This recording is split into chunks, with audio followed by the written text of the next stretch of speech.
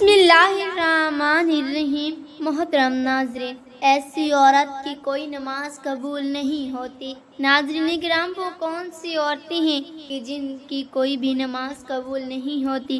ایک مرتبہ ام حمید رضی اللہ تعالی عنہا رسول اللہ صلی اللہ علیہ وآلہ وسلم کے پاس آئی، کہتی ہیں یا رسول اللہ صلی اللہ علیہ وسلم، میرا جی چاہتا ہے کہ میں آپ کے ساتھ نماز پڑھوں۔ سوچیں اس سے بڑی اور کوئی تمنا یا اس سے بڑی کوئی خواہش ہو سکتی ہے؟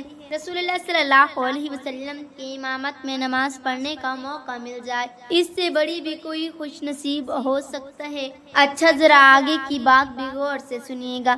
رسول اللہ صلی اللہ علیہ وسلم نے فرمایا، میں جانتا ہوں کہ تم میرے ساتھ نماز پڑھنے کو پسند کرتی ہو، لیکن میں کیا کہنا چاہ رہا ہوں ذرا غور سے سننا۔ رسول اللہ صلی اللہ علیہ وسلم نے فرمایا، جو تم اپنے دار میں یعنی اپنے گھر میں نماز پڑھو گی وہ کسی مسجد میں جا کر پڑھی جانے والی نماز سے بہتر ہے۔ رسول اللہ صلی اللہ علیہ وسلم نے فرمایا، چھپ کے جو عورت نماز پڑھے گی وہ سب سے بہتر ہوگی۔ حمید رضی اللہ تعالی عنہ نے جب یہ بات سنی تو وہ واپس چلی گئی۔ انہوں نے گھر کے کونے میں نماز کی جگہ مختص کی جہاں اندھیرا تھا، جہاں کسی کی نظر بھی نہیں پہنچتی تھی۔ رسول اللہ صلی اللہ علیہ وسلم کی صحابیہ پھر وہاں ہی نماز پڑھا کرتی، یہاں تک کہ وہ اپنے رب کے پاس چلی گئی۔ محترم ناظرین، کیا آپ نے کبھی یہ بھی سوچا ہے کہ کوئی عورت گھر کے کام کاج کر کے، بچوں کو کھلا پلا کر، شوہر کی فرما برداری کر کے، جب اس کا تھکاوٹ سے برا حال ہو جائے، سردی کا موسم اور رضائی اور کمبل میں لیٹی ہوئی ہو، سردی سے تھر تھر کانپ رہی ہو، اور پھر اللہ کی پکار یعنی اذان کی آواز سن کر گرم کمبل چھوڑ کر وہ عورت سخت سردی میں ٹھنڈے پانی سے وضو کرے، ٹھنڈے پانی اور سردی کی وجہ سے جسم کے رونگٹے کھڑے ہو جائیں گے، سردی سے جسم کانپ رہا ہو، سردی ایسی ہو کہ دانت بج جائیں، پھر بھی ایسی عورت اللہ تبارک و تعالیٰ کی رضا اور ثواب کی نیت سے وضو کرے اور پھر سردی کو برداشت کر کے نماز ادا کرے اور اس کی نماز ہی قبول نہ ہو، کیا ایسا ہو سکتا ہے؟ جی بالکل، کیونکہ رسول اللہ صلی اللہ علیہ وسلم نے فرمایا کہ جو عورت جوان ہو جائے جب تک سر پر دوپٹہ نہیں ہے اس کی نماز قبول نہیں ہوتی، اور آپ نے یہ بھی فرمایا کہ جب اپنے بالوں کو نہیں ڈھانپتی اس کی بھی نماز قبول نہیں ہوتی۔ رسول اللہ صلی اللہ علیہ وسلم نے فرما دیا کہ اگر کوئی عورت خوشبو لگا کر مسجد میں جاتی ہے اور اس کی خوشبو دور تک پہنچ جاتی ہے تو جب تک یہ عورت غسل نہیں کر لیتی اس کی نماز قبول نہیں ہوتی۔ اس لیے فرمایا، اے عورتوں کی جماعت، تم میں سے کوئی مسجد میں جانا چاہے تو خوشبو لگا کر نہ جایا کرے۔ مشکات المصابیح کی روایت ہے کہ جب تک ایسی عورت غسل نہیں کر لیتی اس کی نماز قبول نہیں ہوتی۔ خاوند کی نافرمانی کرنے والی عورت، حدیث کے الفاظ ہیں، تین ایسے لوگ ہیں کہ جن کی نماز قبول ہونا تو دوری بات ہے، کان سے اوپر بھی نہیں جانتی۔ وہ کون سے لوگ ہیں؟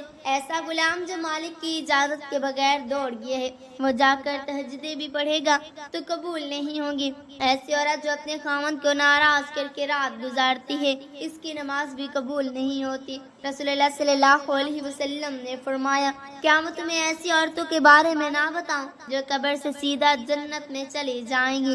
صحابہ کرام نے عرض کیا، یا رسول اللہ صلی اللہ علیہ وسلم بتائیے کہ وہ خوش قسمت اور خوب عورتیں کون کون سی ہیں؟ فرمایا، زیادہ بچے جننے والی عورت، یعنی زیادہ بچے پیدا کرنے والی عورت مرنے کے بعد قبر سے سیدھا جنت میں جائے گی۔ پھر فرمایا، جب شوہر ناراض ہو جائے تو شوہر کو جلد راضی کرنے والی عورت، جب شوہر ناراض ہو جائے تو شوہر کے ہاتھوں میں ہاتھ رکھ کر جو بیوی کہتی ہے، اے میرے سردار، جب تک آپ راضی نہیں ہوں گے میں کھانا نہیں کھاؤں گی، جب تک آپ راضی نہیں ہوں گے میں پانی نہیں پیوں گی، جب تک آپ راضی نہیں ہوں گے تو میں بناؤ سنگار نہیں کروں گی، جب تک آپ راضی نہیں ہوں گے میں زیب و زینت نہیں کروں گی، جب تک آپ راضی نہیں ہوں گے میں اس وقت تک اپنی آنکھوں میں کاجل یا سرما ہرگز نہیں لگاؤں گی۔ وہ عورت اپنے شوہر کے ساتھ ٹوٹ کر محبت کرتی ہے، ٹوٹ کر پیار کرتی ہے، اللہ اور اس کے رسول کی رضا کے لیے اپنے شوہر کی عزت کرتی ہے، ادب کرتی ہے، احترام کرتی ہے،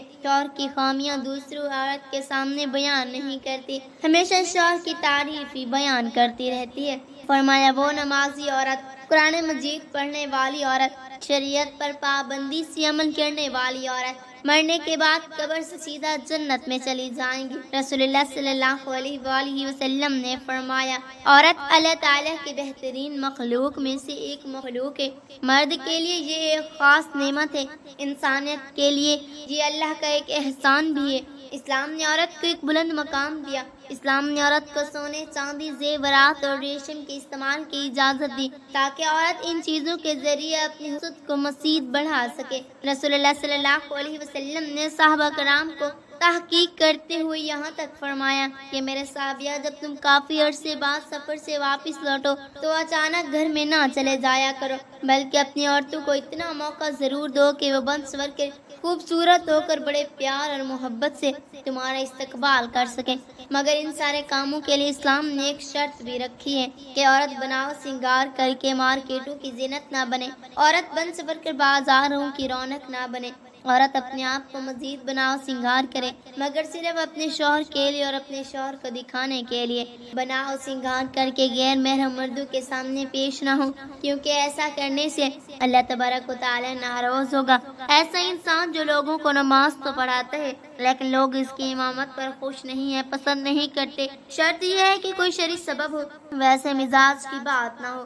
ایسا انسان کے کسی سبب کی وجہ سے لوگ اسے نہیں کرتے تو ایسے انسان کی نماز بھی قبول نہیں ہوتی۔ اور صحیح الترغیب کی روایات ملنے والی ہے، فرمایا ایسے انسان کی نماز بھی قبول نہیں ہوتی کہ جس کو کہا گیا کہ تم نماز جنازہ نہ پڑھاؤ لیکن پھر بھی وہ جنازہ پڑھاتا ہے، کہتا ہے کہ میں ہی پڑھاؤں گا اور ضد کرتا ہے۔ یہ مسلمان نے کہا کہ آپ پڑھا دیں، آپ پڑھا دیں، کوئی پڑھا دے۔ دعائے خلاص یہ کر دی کہ اس کی بخشش فرما دے، اللہ اس کے درجات بلند فرما دے۔ یہ کوئی نمبر لینے والی بات تو نہیں ہے۔ اگر اس پر کوئی جھگڑا کیا جائے کہ بس میں ہی پڑھاؤں گا اور کوئی نہ پڑھائے، کسی عام مسلمان جو کلمہ گو ہے، عقیدے والا ہے، اس کے پیچھے ہم سب کی نماز ہو جاتی ہے، کوئی حرج نہیں۔ اگر علم والا بھی ہو، یہ سوچے کہ نہیں ایسا نہیں ہوگا تو پڑھاؤں گا، تو یہ علم کا رنگ تو نہ ہوا۔ علم کا رنگ تو یہ ہے کہ میرا پیارا بھائی پڑھے گا، میں اس کے پیچھے پڑھوں گا، میرا یہ پیارا بھائی پڑھے گا، یہ بھی مسلمان ہے، میں اس کے پیچھے بھی پڑھوں گا۔ یہ دونوں مجھ سے ایک ہی نہیں، 10 نہیں، 100 گنا زیادہ نیک ہے۔ یہ تو میرا رب جانتا ہے میں کیوں اس طرح کی سوچ بنا بیٹھا ہوں کہ مجھ سے بڑا کوئی نیک نہیں۔ اللہ تعالیٰ نے ایسے نیک بندے اس دنیا میں رکھے ہیں، ہم نے کبھی ان سے ملاقات نہیں کی ہوگی۔ اللہ کے بڑے بڑے نیک بندے ہیں۔ امام باغی کہا کرتے تھے کہ تقویٰ کی تعریفیں تو لوگ بہت کرتے ہیں، تقویٰ یہ بھی ہے کہ اس وقت تک انسان صحیح متقی نہیں بنتا جب تک دوسروں کو اسے اپنے سے اچھا نہیں سمجھتا۔ ایسا تقویٰ بھی ہمیں نصیب فرمائے۔